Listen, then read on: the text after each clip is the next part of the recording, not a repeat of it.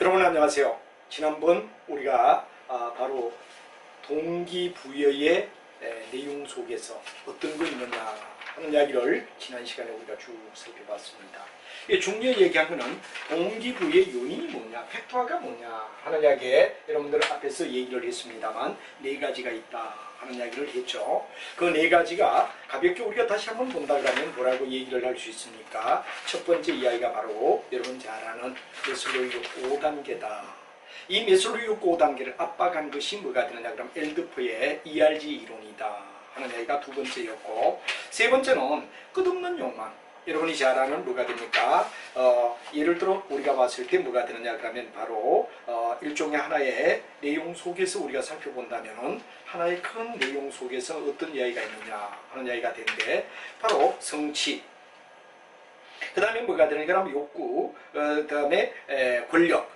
이 세 가지는 일종의 아무리 우리가 이해됐냐 하면 바로 성취에도 만족할 수가 없다 하는 이야기에 세 가지 이야기를 갖다 이야기했던 거 기억날 겁니다. 그래서 동기부여의 내용에는 바로 메슬로우 5단계를 꼭 기억해야 되고, 그 다음에 엘드퍼의 ERG 이론을 꼭 기억하라 그런 얘기가 되고, 그 다음에 여러분들 잘 아는 뭐가 되느냐 맥클렌의 성취 동기 이론의 성취, 권력, 친교, 세 가지는 꼭 기억을 해야 됩니다. 성취, 권력, 친교는 끝없는 욕망이다 하는 이야기를 우리가 했습니다. 그리고 어제 이요인 이론은 우리가 어제 마무리할 때 얘기했습니다만, 우리가 일반적으로 환경 요인이냐 정말 동기를 유발하는 요인이냐 이건 다르다. 예를 들어 사장이 부하 직원을 칭찬했다. 부하 직원의 입장은 상당히 의외되죠. 동기부여 입장이 되죠. 그런데 회사의 화장실에 변기가 바뀌어 있다. 그렇다고 우리가 회사에 충성하는 건 아니다 이거죠. 만족하는 거죠. 그래서 위생 요인이란 말이야. 그래서 동기를 유발하는 요인과 위생 요인은 다르다 하는 이야기를 알아두고, 제가 여기서 다시 한번 이렇게 언급하는 거는 월급은 어디에 속할까요? 물으면 거의 대다수가 동기부여로 불리기 쉽습니다.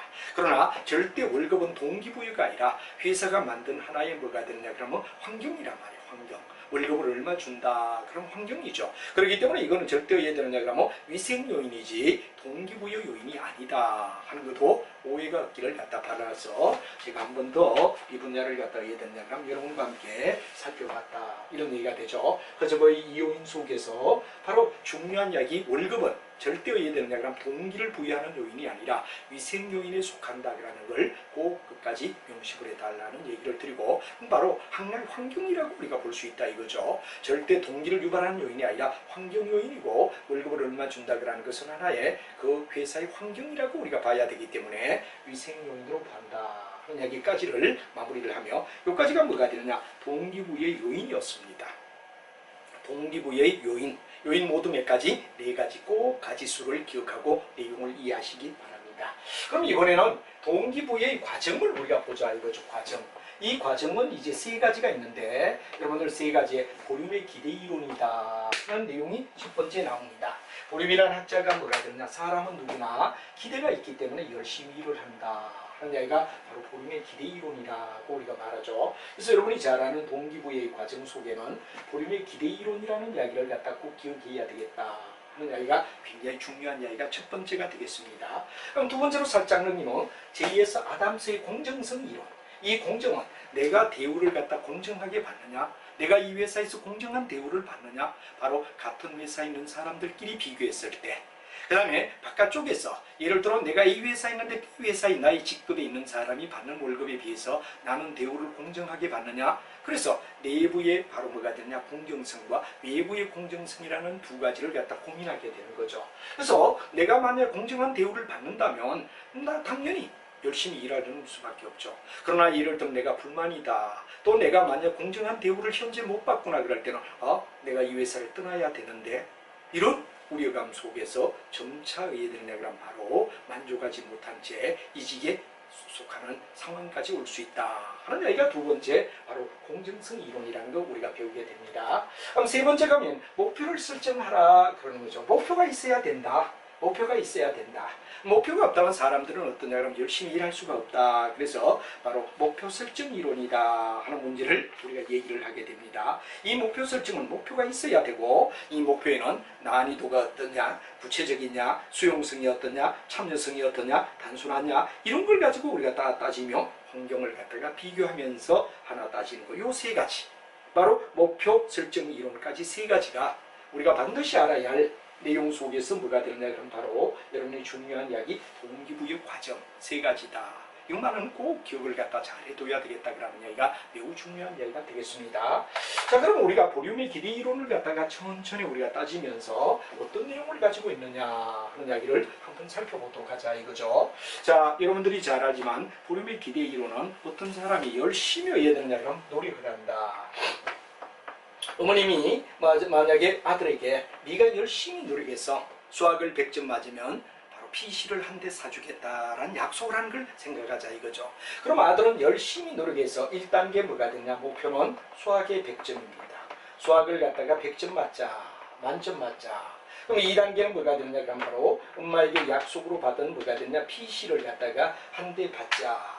이런 자기 나름대로 목적이 있다 이거죠. 그래서 우리가 1단계와 2단계에 속하는 각각의 목적을 갖다 달성하기 위하여 열심히 노력할 거다 하는 이야기가 되겠죠. 그럼 이 노력에서 일단 1차 수준이라는 말이 나오죠.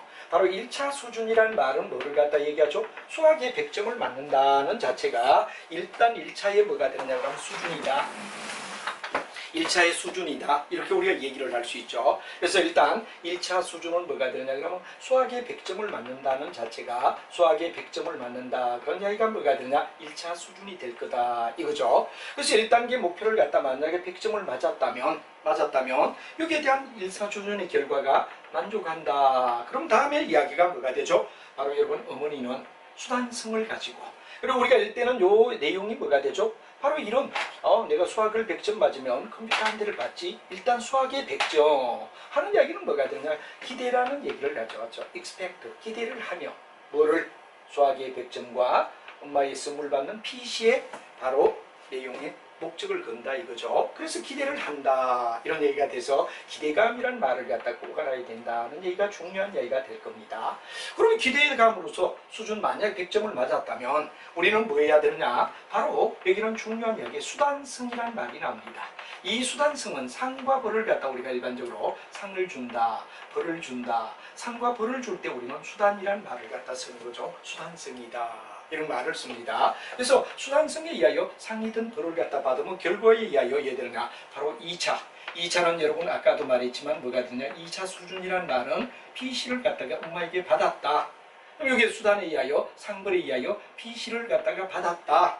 그럼 받으면 이건 뭐가 되느냐 그럼 바로 우리가 어떻습니까? 바로 여기서 우리가 중요한 이야기는 바로 기대감이라는 이야기를 가지고 하고 수단에 의하여 그 다음에 이제 우리가 봤을 때 이 학생은 다음에도 엄마의 약속은 꼭 지키더라. 그러면 뭐가 되느냐? 피드백이 된다 이거죠. 피드백이 되는 걸 갖다 우리는 뭐라고 하냐? 유의성이라고 얘기를 하더라. 바로 여러분 중요한 유의성. 유의성은 바로 뭐가 됩니까? 쉽게 얘기하면 엄마는 약속을 꼭 지키니까 내가 다음에 어떤 노력을 할 때도 엄마가 요구하면 들어줘야지 피드백이 되니까. 바로 이런 과정을 가지고 만약에 예를 들어 2차 수준을 갖다 포기했다 그러면 유의성이 발생되지가 않죠. 우리 엄마는 거짓말만 하더라. 나보고 100점만 맞아라 그래 놓고는 PC를 사주지 않더라. 그러면 유의성은 사라지게 된다는 얘기가 되죠. 그래서 인간은 누구나 보륨은 기대에 의하여 어떤 내용의 기대를 가지고 얘들은 내가 여러 가지 일을 한다 이거죠. 그래서 우리가 일반적으로 봤을 때 노력을 할 때는 1단계의 어떤 결과와 2단계의 어떤 결과의 노력에 의한 기대감을 가지고 열심히 노력했어.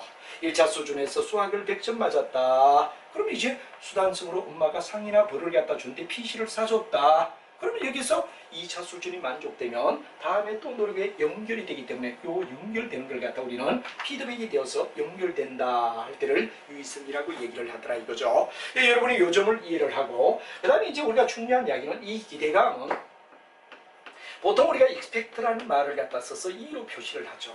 기대한다. 그래가 expect라는 말을 갖다 쓰죠.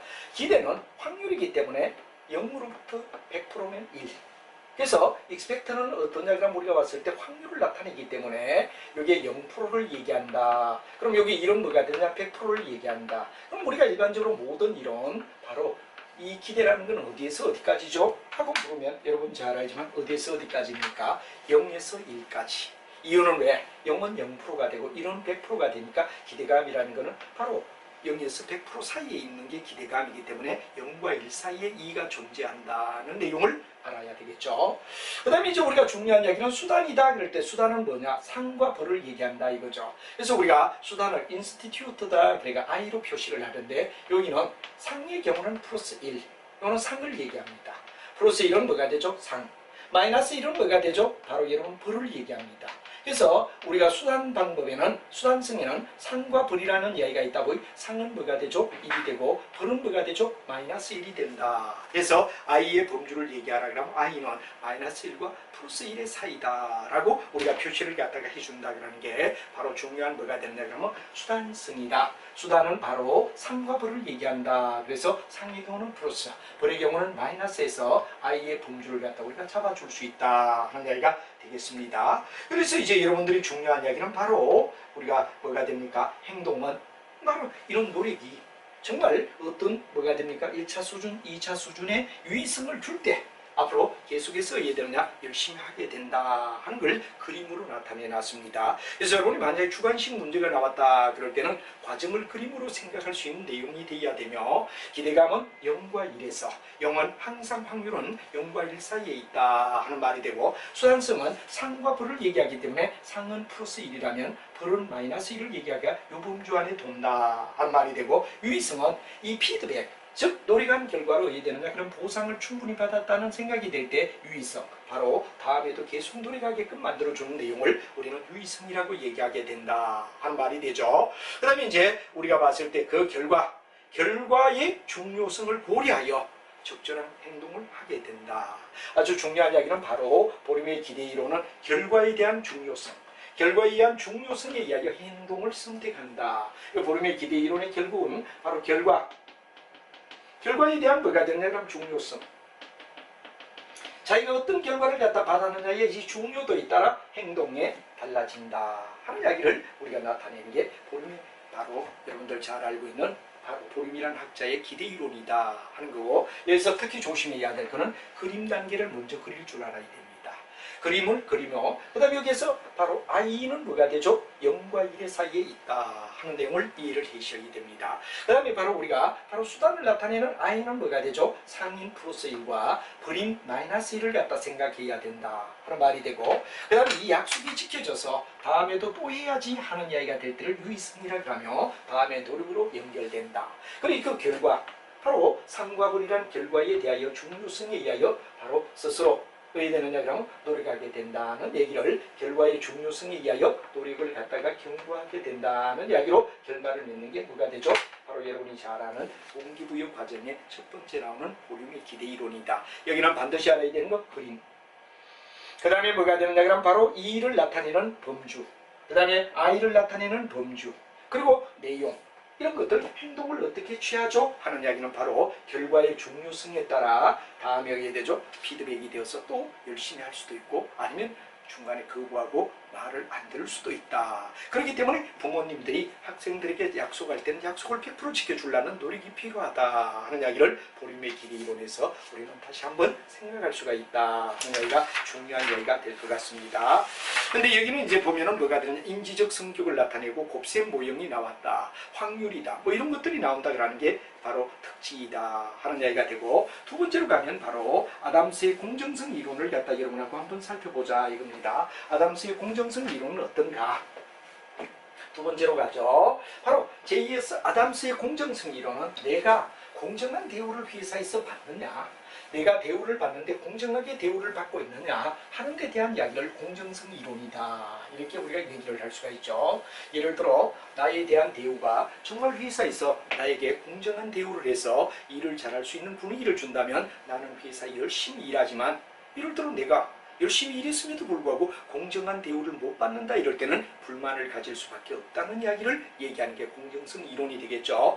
그럼 이 공정성에서 여러분이 알아야 될 이야기는 뭐가 되느냐 그러면 첫 번째 용어를 갖다 이해하는데 굉장히 중요한 게 아웃이라는 말이 되죠. 산출을 얘기합니다.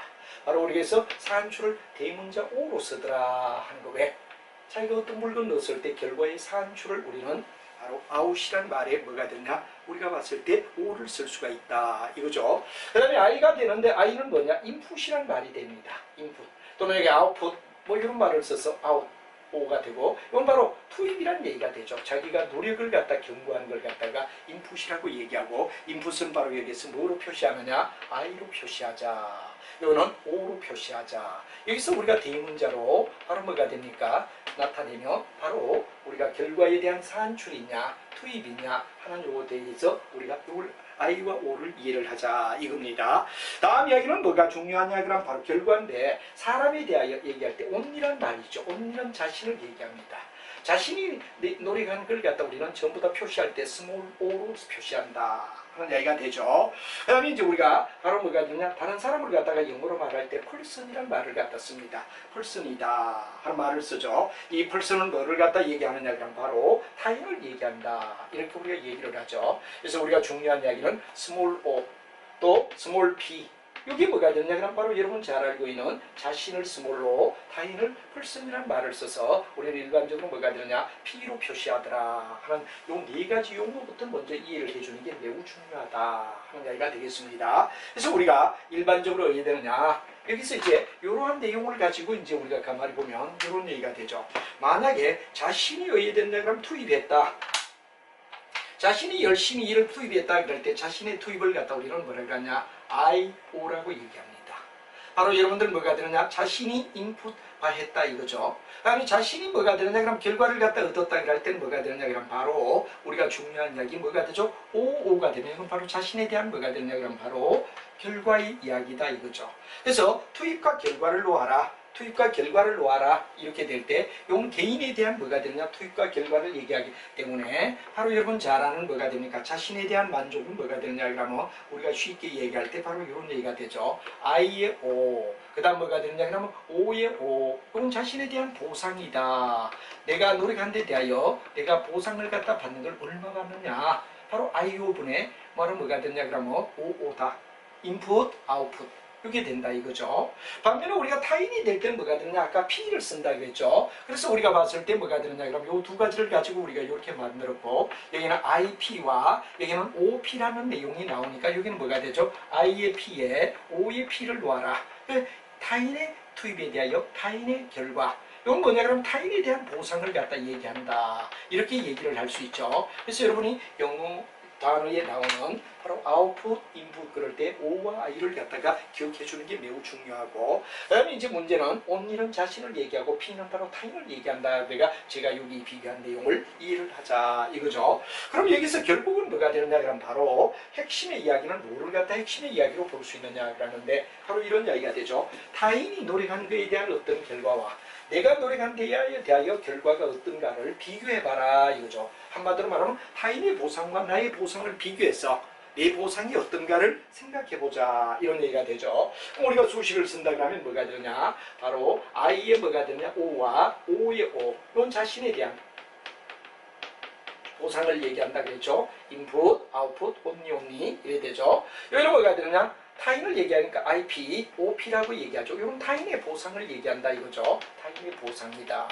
그럼 우리가 일반적으로 봤을 때 자기의 보상과 타인의 보상을 갖다 비교했을 때 자기의 보상이 더 크다. 그럼 죄책감입니다. 회사에서 나를 더 대우를 해주네. 나를 더 인간적으로 대우를 해주네. 이거는 우리가 봤을 때 상당히 자신에 대하여 이해되죠. 우리가 봤을 때 소위 죄책감을 가질 수밖에 없다. 왜? 자기를 잘해주니까 죄책감이다. 반면에 이퀄이 되면은 공정입니다. 타인과 내가 공정한 대우를 받네. 남이 해줄 만큼 나도 해주네. 이퀄리즘이라고.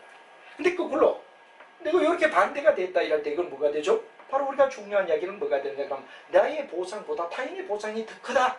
여기서 이제 자신은 뭐가 되느냐 그러면 바로 불만을 가지며 떠날 준비를 한다. 바로 우리가 봤을 때 이랬죠? 상당히 여기서 이래 될 때 여기서 이제 뭐냐 그러면 우리가 강연하는 이야기는 바로 공정성에 불만을 가집니다. 공정성의 불만. 나의 대우가 타인보다 못하네?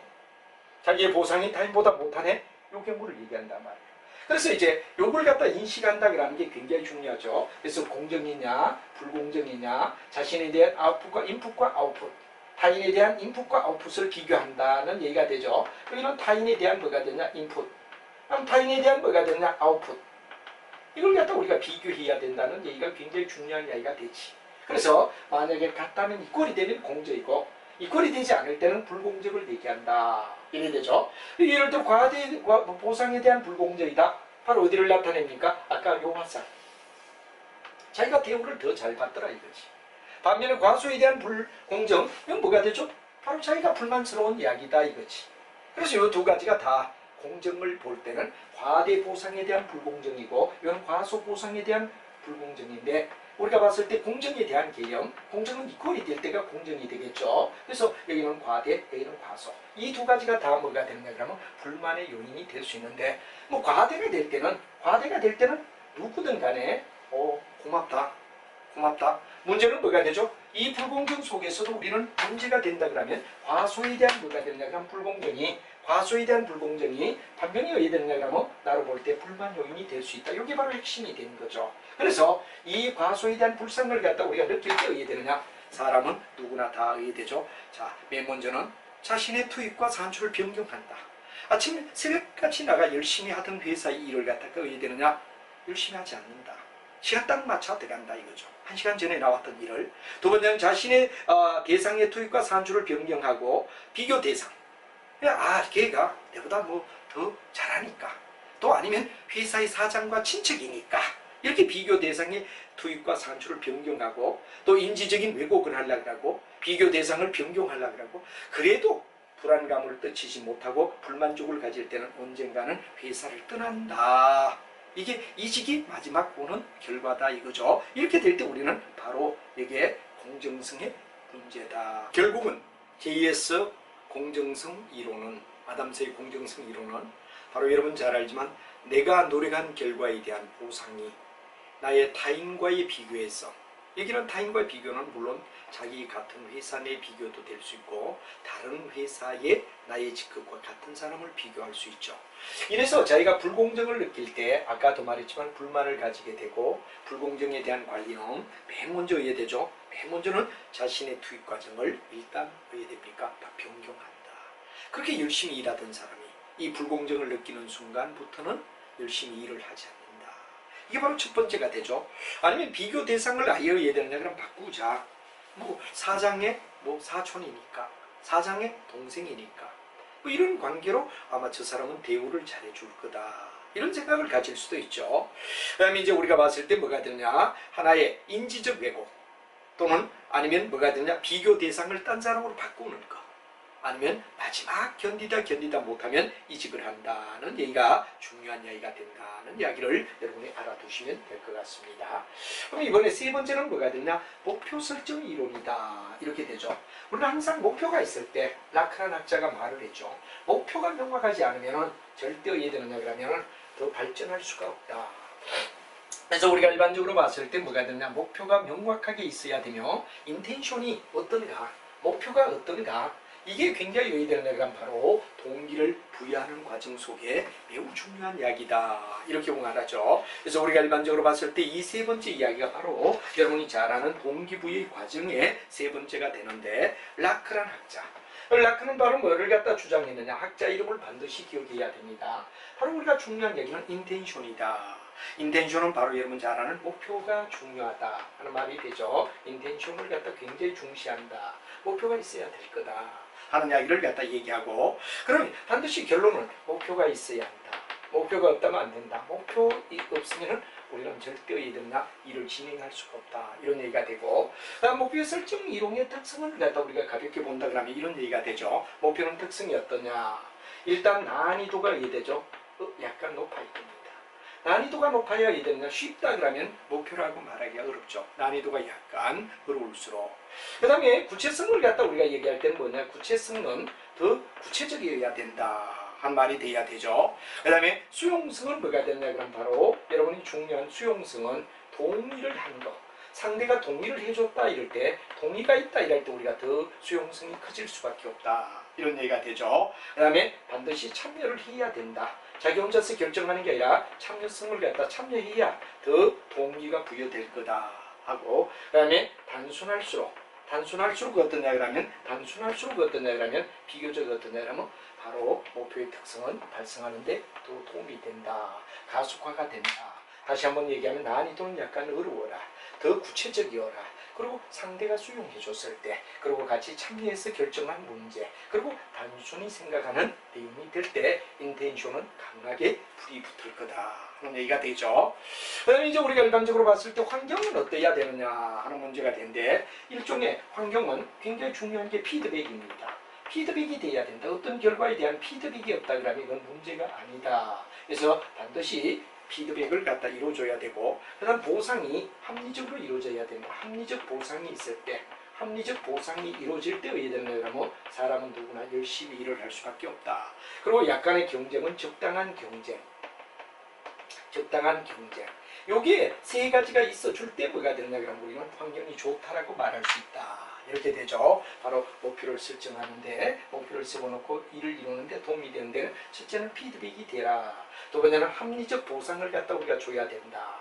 적당한 경쟁 체제를 가져줘야 된다 하는 얘기가 환경에서 매우 중요한 얘기가 된다는 얘기로 얘기하며, 바로 라크는 목표가 정확하게 있을 때, 근데 목표는 난이도 높고 구체성이 있고 수용성이 있으며 참여적이고 단순해야 되고, 그 다음 피드백이 돼야 되며 합리적 보상이 돼야 되고 적당한 경쟁이 존재할 때 우리는 뭐가 되냐, 바로 목표 설정 이론은 달성될 수 있고 목표 설정 이론은 딱 그 이야기다 하는 이야기를 여러분이 알아두면 되죠. 자, 그 다음에 이제 우리가 중요한 이야기는 이제 요까지가 뭐가 되죠. 바로 여러분 중요한 이야기 뭐가 되느냐 그러면 동기부여 상황, 동기부여 과정이다. 동기부여 과정까지가 어디까지냐? 여기까지는 동기부여 과정입니다. 동기부여 과정 세 가지다 하는 걸 꼭 생각해야 됩니다. 아까 우리 네 가지는 뭐였습니까? 바로 우리가 봤을 때 앞에는 동기부여 요인이었지. 요인은 네 가지. 메슬로우 5단계, ERG 뭐 이런 이야기는 바로 하나의 동기부여 요인 네 가지. 그리고 동기부여 과정은 보륨의 기대 이론, 그 다음에 아담스의 공정성 이론, 그 다음에 이제 여러분 잘 아는 라커, 바로 라크가 말한 목표 설정 이론이 있어야 된다 하는 이야기를 우리가 설명할 수 있다는 얘기가 되고, 그 다음에 이제 동기부여 상황 이론, 이제 따로 상황 이론이 나오는 거죠. 상황 이론은 어때야 되느냐 하는 이야기를 여러분하고 같이 한번 살펴보자 이거죠. 비교적 우리가 상황 이론이다 그럴 때 상황 이론은 바로 우리가 봤을 때 동기부의 러운의 장애 이론이다 하는 말을 앞쪽에서도 약간 얘기를 했죠. 러운이라는 학자가 말한 장애 이론을 얘기한다 하는 말을 얘기했죠. 그래서 우리가 일반적으로 봤을 때 뭐가 됩니까? 장애 이론은 마치 인간의 행동은 함수의 관계다. 뭐의 함수 관계냐? 그럼 바로 P와 인적 요인과 환경 요인, 이 두 가지, 이렇게 환경이라고 그랬죠. 환경과 이건 바로 뭐가 되느냐? 사람이 뭐가 되느냐? 그럼 바로 심리라는 얘기를 갖다 얘기하죠. 사람의 특성 이런 얘기를 갖다 우리가 쓸 수 있죠. 자, 여기서 우리가 이 두 가지 이하여 바로 행위가 이루어진다라고 말하며 상황을 바로 만들어줘라. 한마디로 말하면 특정 시점의 개인을 뭐가 되느냐 그럼 환경에 알맞게끔 일할 수 있는 환경을 고려해줘라 하는 말이 되죠. 환경을 고려해줘라. 이 환경을 고려해줘라 하는 말이 상황이론의 매우 중요한 이야기가 되며, 러운의 장애 이론은 바로 이렇게 우리가 자기장이 가다 꺾여갈 때 바로 왜 되느냐 그럼 끌기도 하고 끌어올리기도 하고, 그래서 우리가 일반적으로 업시키기도 하고 다운시키기도 하는 얘기가 뭐가 되느냐, 바로 우리가 봤을 때 기본을 업시켜주기도 하고 또 너무 지나치게 강할 때는 다운시켜주는 이야기, 마치 물리의 자기장을 갖다 얘기한다. 물리학에서 말하는 뭐가 되느냐, 자기장, 가다 꺾여가는 이야기를 갖다 자기장을 얘기한다. 그래서 우리는 너무 낮을 때는 끌어올려줘라. 그래서 이제 결론은 뭐가 되죠? 촉진하는 시점. 여기 중요한 특정 시점의 행위라는 말이 굉장히 중요하죠. 특정 시점의 행위를 얘기하며, 이 특정 시점의 행위는 바로 우리가 잘 알지만 뭐가 되느냐 그러면 동기를 부여하는데, 생산활동을 갖다 촉진할 때는 우리가 봤을 때 뭐가 되느냐 그러면 바로 동기를 부여하게끔 하고, 여기 업시키고, 다음에 또 왜 되느냐 그러면 쓸데없는 일이 될 때는 바로 다운을 시켜라. 그래서 우리가 촉진하는 힘과 억제하는 힘을 적절히, 촉진하는 힘과 억제하는 힘을 갖다가 적절히 섞어서 우리가 뭐가 되느냐 그럼 잘 이어나가게끔, 이걸 갖다 우리가 얘기하는 게 뭐가 되느냐, 환경을 만들어주는 게 상황이론이다. 그래서 상황이론에 러운이라는 학자 이름을 반드시 알아두고, 장이란 말은 물리의 자기장을 얘기하죠. 가다 꺾여가는 거.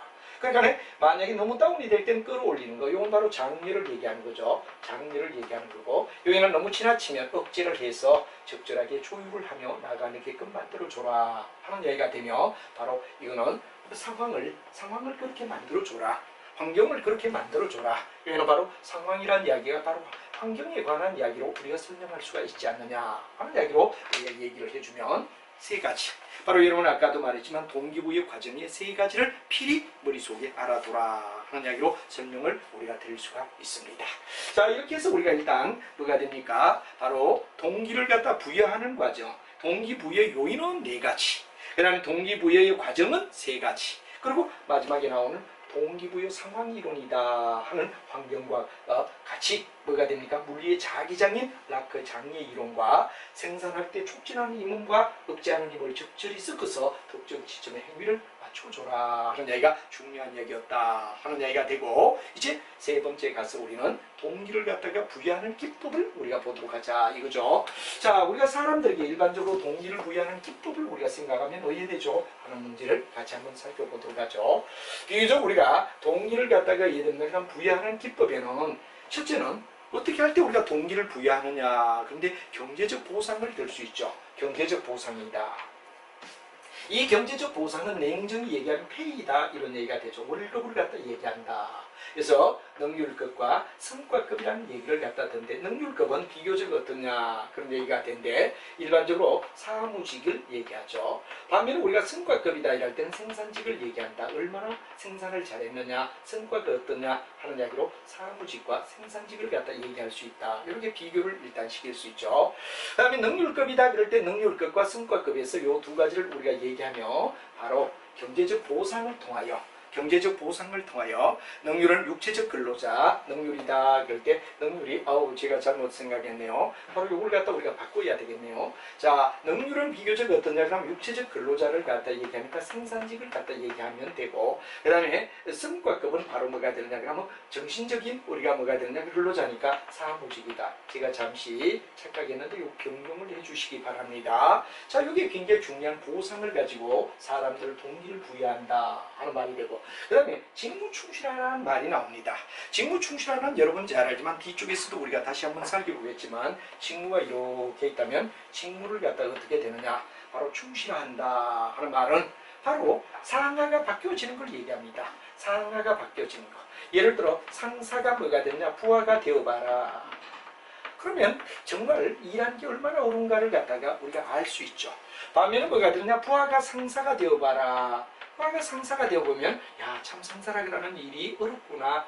바로 우리가 봤을 때 이 직무충실하는 상하를 갖다 바꿔가며 상과 하를 바꿔가며 우리가 이끌어가는 이야기를 바로 우리가 얘기하는데, 조직행위의 맨 뒤에 가면 바로 조직의 설계 속에서 조직의 확대, 직무의 확대, 직무에 뭐가 되느냐 그럼 상하를 나타내는 내용, 그리고 상하 좌우 다 돌리는 거, 그 다음 여기 나오는 상하를 바꾸는 걸 갖다 우리는 일부 충실하라고 얘기한다. 그런데 그림 세 가지를 다시 뒤에서 다시 배우기라고 일단 충실하는 상과 하가 서로가 교체하는 걸 얘기한다 하는 말을 알아두면 되죠.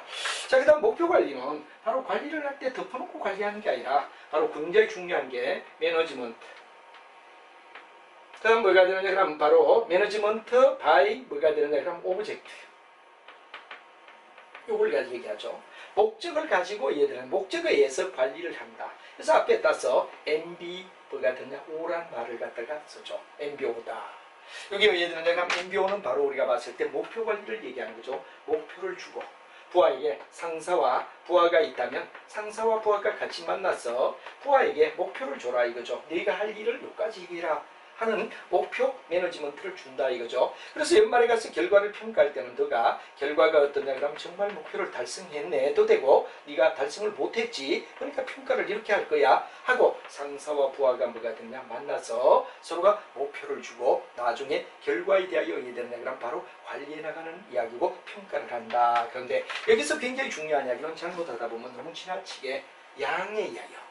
양이 우선되더라 이거도. 질보다는 양의 우선을 둬가지고 채우는데 급급할 수 있다 하는 문제가 된다는 얘기가 되며, 상사와 부하가 같이 만나서 일하는 건 좋은데 지나치게 여기는 목표 관리를 하다 보면 양이 질보다 이해되는 그럼 중시되는 양만 채우면 된다는 이야기가 될 수 있다. 이런 얘기가 되고, 그 다음에 여러분 경영학에서 이 MBO가 또 한 번 나옵니다. MBO는 뭐가 되냐 그러면 경영에서 뭐가 되냐 그러면 바로 매니지먼트 바이 아웃, 바로 합병할 때 사내에 있는 뭐가 되냐 전문 경영자가 자기 회사의 돈을 갖다가 해야 되냐 건물이나 여러 가지 담보를 제공해서 금융기관으로부터 돈을 받아가지고 바로 그 회사를 경영자에 의하여 합병되는 걸 갖다 우리는 매니지먼트 바이아웃.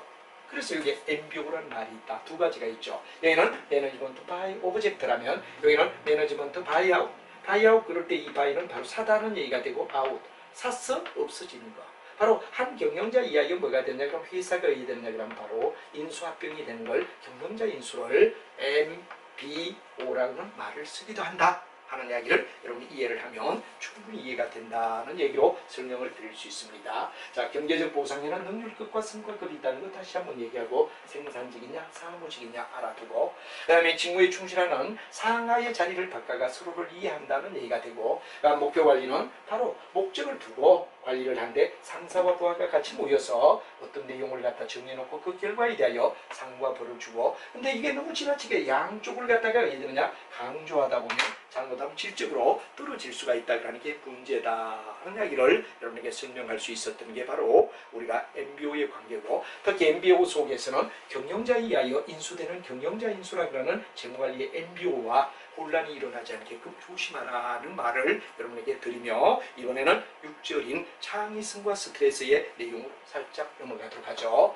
자, 여러분 잘 알지만 우리가 봤을 때 뭐가 되느냐 창의성이다 또는 스트레스다 하는 영역이 나오는데, 창의성은 뭐를 창의성이라고 하죠? 그리고 요즘 시대를 갖다 창의성이 떨어진다 이렇게 우리가 참 많이 얘기를 하죠. 창의성은 남이 봐도 독특함을 갖다 보여주는 걸 갖다 우리는 창의성이다 이런 말을 씁니다. 뭔가 남에게 봤을 때 독특함, 그 사람만이 가지고 있는 독특함을 갖다 얘기할 때 우리는 창의적이다 이런 말을 우리가 쓰게 되죠. 창의란 말은 바로 그 사람만이 가지는 독특함을 갖다 우리가 창의적이다 하는 말을 우리가 씁니다. 그래서 창의성이란 말은 바로 남이 모방할 수 없는 자기만이, 쉽게 얘기하면 뭐가 되는데 그러면 타인이 봤을 때 정말 창의적이다 그럴 때는 타인이 봐도 새로움을 줄 수 있는, 그렇죠? 타인이 봐도, 타인이 여기서 중요한 창의는 내가 나를 창의적이다 안 됩니다. 타인이 봐도 유황을 갖다 느끼게끔 만들어준다. 유황, 새롭다, 창의적이다 이런 얘기를 갖다 느낄 때 우리는 이걸 창의성이라고 말하는 거지, 내가 내 스스로를 놔놓고 나 참 창의적이야 이런 말은 아니다 하는 말을 알며 타인이 봐도 새롭고 유용한 아이디어, 새롭고 유용한 아이디어를 만들어주는 게 창의적 행위가 되고, 이런 창의적 행위를 할 수 있는 능력이 뭐죠? 창의적 능력이라 불러준다 하는 이야기로 결론을 내죠. 그래서 우리가 일반적으로 봤을 때 창의적 행위와 창의적 능력이라는 말 두 가지가 있는데, 창의적 행위는 바로 유용한 아이디어, 유용한 아이디어를 갖다가 의대를 느낄 수 있게끔 아이디어를 갖다 산출하는 걸 갖다 우리는 뭐라 그러냐 바로 비교적 우리가 봤을 때 하나의 창의적 행위다 이렇게 되고, 이런 창의적인 행위에 의하여 창의적인 행위를 바로 할 수 있는 능력, 창의적 행위를 할 수 있는 능력, 창의적 행위를 할 수 있는 능력을 갖다 어빌리티를 우리는 뭐라 그러죠? 바로 쉽게 얘기하여 창의적 능력이라 불러준다 하는 말을 여러분이 알아두면 되겠죠. 그럼 이제 이런 창의성에서 굉장히 중요한 이야기는 바로 RET라는 말이 있고 토란스 검사법이라는 얘기가 나옵니다. 이건 원격 연상이다 이렇게 되죠. 이 원격 연상은 바로 연상법을 얘기합니다. 연결되게끔. 우리가 옆에다 연상법이라는 말을 적어주고, 연상법은 바로 연결되게끔. 예를 들어 우리가 봤을 때 굉장히 중요한 게 단어 이어가기 같은 거는 연상법이다. 일종의 하나의 뭐가 되죠? 그렇죠. 단어를 연결. 단어를 갖다 연결하며 나가는 거 우리가 일반적으로 봤을 때 연상법이라는 말을 쓰지. 근데 토란스는 뭐가 되냐? 거꾸로 상상이다, 상상이다. 핵심은 요 두 가지입니다. 바로 연상하느냐, 상상하느냐. 예를 들어 우리가 봤을 때 그림을 갖다 놔놓고 해석해라. 그럼 사람에 따라 각각 해석이 달라지겠죠. 이것들은 상상력이라고 우리가 말하는데, 토란스는 상상을, RET 원격 연상은 연상법을. 그래서 연상법의 대표적인 예는 단어를 연결하는 것. 한 단어로부터 계속 단어를 연결하며 나가는 걸 갖다 우리는 연상법이라고 얘기하죠. 근데 그림을 놔놓고 이걸 네가 해석해봐라 그럴 때 바로 상상이라는 말이 되며 토란스 금사는 상상을 얘기한다 하는 이야기 RAT 토란스 금사 상상 연상이라는 말을 이해를 해달라는 얘기를 드리고 싶습니다. 자, 그 다음에 이제 우리가 중요한 이야기는 창의성을 갖다가 이해되는 그럼 개발하는 기법은 모두 몇 가지냐. 이것도 여러분 가지수를 정확히 알아두는 게 좋습니다. 창의성을 개발한다 그럴 때 우리 바로 조직행위에서는 창의성 개발의 기법을 모두 몇 가지로 보느냐. 세 가지로 본다. 이 세 가지를 꼭 기억을 해주는 게 중요한 이야기가 될 것 같습니다. 세 가지를 꼭 기억하자. 자, 우리가 일반적으로 봤을 때 이 창의성에서 첫 번째 나오는 게 뭐야? 자유연상법이다. 자유롭게 연상하게 하자. 여기에는 이제 브레인스토밍과 고등법이라는 얘기가 나오죠.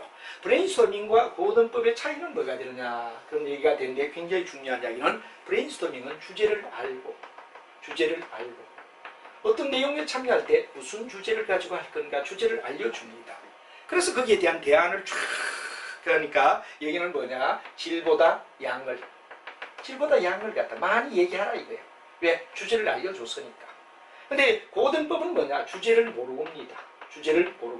주제를 모르니까 왜 됩니까? 자연지 여기는 질적으로 고민하게 되는 거죠. 양보다는 질을 중시한다. 여기 아주 두 가지 대비를 받듯이 해도 됩니다. 브레인스토밍은 주제를 알려주고 네가 얘기하라. 그러니까 여기는 철저히 양으로 많은 얘기를 하라는 얘기가 되죠. 주제를 알려줬으니까. 그럼 주제를 모르고 이럴 때는 뭐가 되느냐? 질적으로 얘기되느냐 깊이 들어가야 된다는 얘기가 되는 거죠. 그래서 브레인스토밍은 주제를 알고 고등법은 주제를 모르는 속에 연상을 하는데 여기는 자연지 주제를 아니까 양적으로 여기는 뭐가 되느냐 주제를 모르니까 질적으로 우리가 들어간다 하는 이야기가 아주 핵심 이야기가 된다는 거 브레인스토밍 고등법에 대한 이야기의 요점을 요걸 잘 적어두고 정확하게 만약에 주관식 시험 볼 때도 요런 이야기가 중요하고 그다음 뭐가 되느냐 그럼 바로 객관도 그렇게 하면 되겠죠. 근데 이제 분석적 기법이다 하는 게 두 번째 나옵니다. 이 분석적 기법은 뭐를 분석적 기법이라 그러나 그러면 바로 속성을 분리해서 바로 일종의 뭐가 되느냐 그러면 변수를 바꿔본다. 변수의 변경. 예를 들어 어떤 변수의 변경을 하느냐 하는 얘기가 되죠. 예를 들어 우리가 연극을 예를 들어보자 이거죠. 연극에서 뭐를 바꾸느냐. 우리가 일반적으로 봤을 때 조명을 갖다 바꿔보자. 조명을 체인지해본다. 체인지하자. 그럼 조명이 체인지되면 상당히 달라지죠. 조명이 체인지되더라. 연극에서. 또 예를 들어서 우리가 봤을 때 뭐가 되느냐. 무대 감독을 갖다가 역시 바꿔보자. 그럼 무대 감독에 따라 개성이 달라지는 거죠. 그럼 우리가 봤을 때 뭐가 되느냐. 그럼 연출을 바꾸자. 연출을 체인징해보자. 이런 체인징을 갖다 가밍을 한다. 그럼 이건 뭐가 되죠? 분석적 기법이다 이거죠. 변수를 변경해서 우리가 바로 보는데 연극 같은데 조명을 달리한다든가 무대 감독을 달리한다든가 연출을 따로 둔다. 이럴 때는 우리는 분석적 기법이라고 불러준다 하는 이야기를 여러분이 알아두고 분석은 대안을 하나하나 바꿔가며 한마디로 말하면 대안의 체인지라는 얘기가 되죠. 한 번 더 얘기하면 대안을 갖다가 얘기되는 건 변경해가며 대안을 갖다가 우리가 찾아가는 거. 여기 바로 분석적 기법이다. 이런 얘기가 되죠. 그리고 이제 강제적 관계 기법은 억지로 끼 맞추자. 시네틱스라고 얘기를 합니다. 시네틱스라고 얘기하고 여기는 예를 들어서 만약에 우리가 봤을 때 뭐가 되느냐. 전화와 사람의 입귀. 그 다음에 얘는 필깎이가 되어서 직접 어인 유출. 그리고 돼지와 어머니는 포근함을 주는 거죠. 이와 같이 서로가 연관이 없는 걸 연결해서 옛날 전화기를 가지고 귀와 입으로 그 다음에 자기가 연필깎이가 되어서 연필을 깎여보는 것 그리고 돼지와 어머니의 상징적 요주 이런 걸 갖다 우리는 고든이라는 학자가 말한 시네틱스다 하는 걸 기억하시면 되겠습니다.